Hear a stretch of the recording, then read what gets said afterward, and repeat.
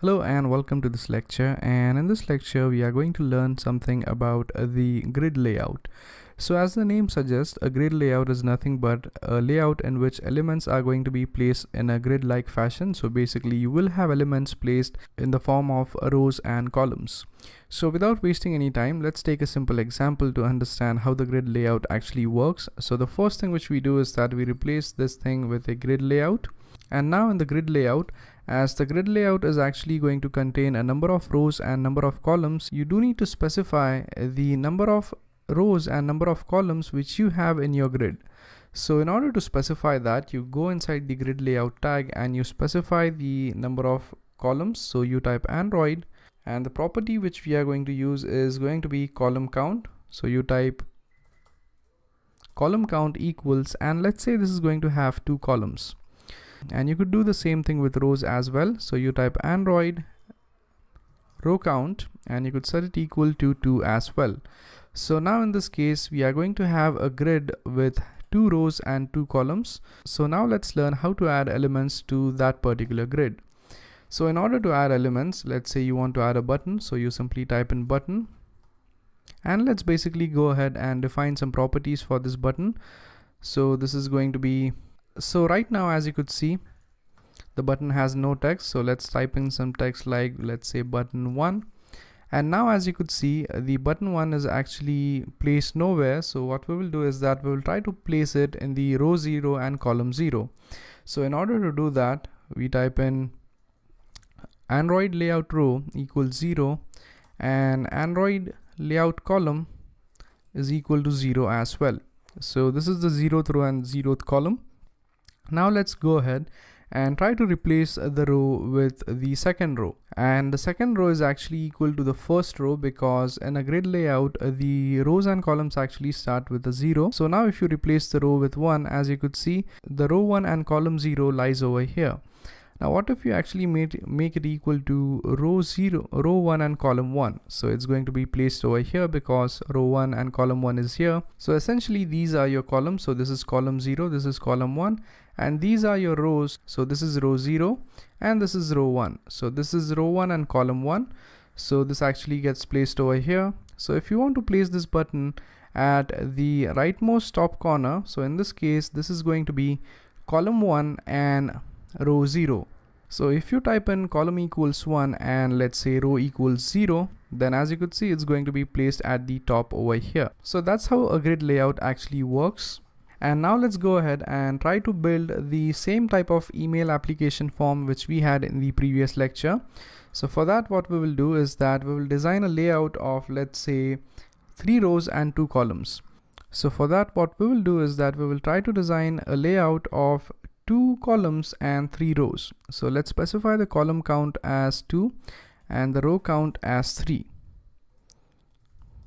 So now let's go ahead and add our first element to the 0th column and 0th row. So let's specify some text view over here. So let's say this thing says email. So I'm going to type in text, and that's going to be email over here. And by default it's actually placed in that particular column, but let's say you want to define the columns and rows as well. But let's say you still want to define the columns and rows.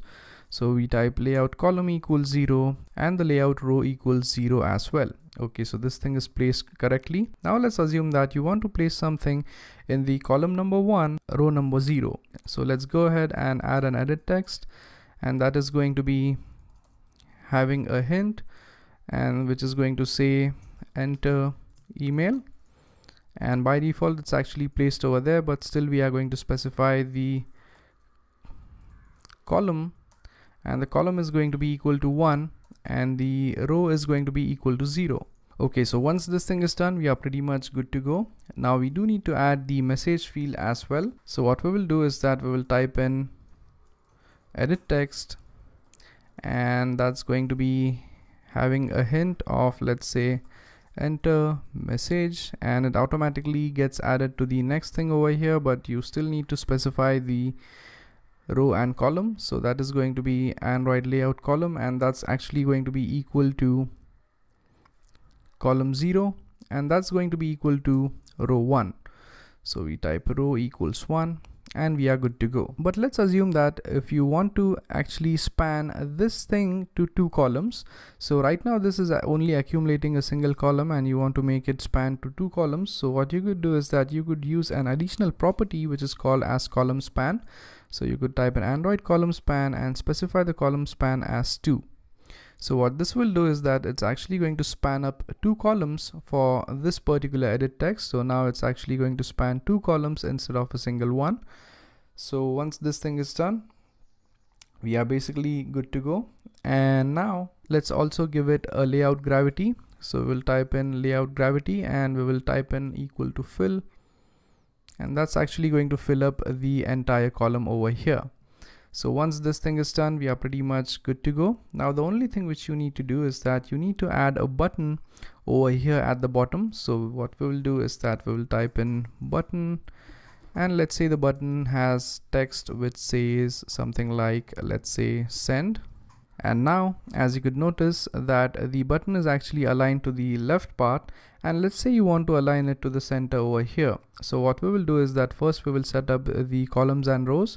So for that purpose it has to be in the column number 1. So we'll type column 1, and the row is by default set to 2. So that's going to be row equals 2.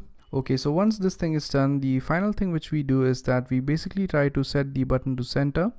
So we do that using the layout gravity. So we type layout gravity and we'll set it equal to, let's say, center horizontal. So as you could see, now the button is placed to the center of the screen. Now it's not exactly center because we have placed it in the column 1 and row 2.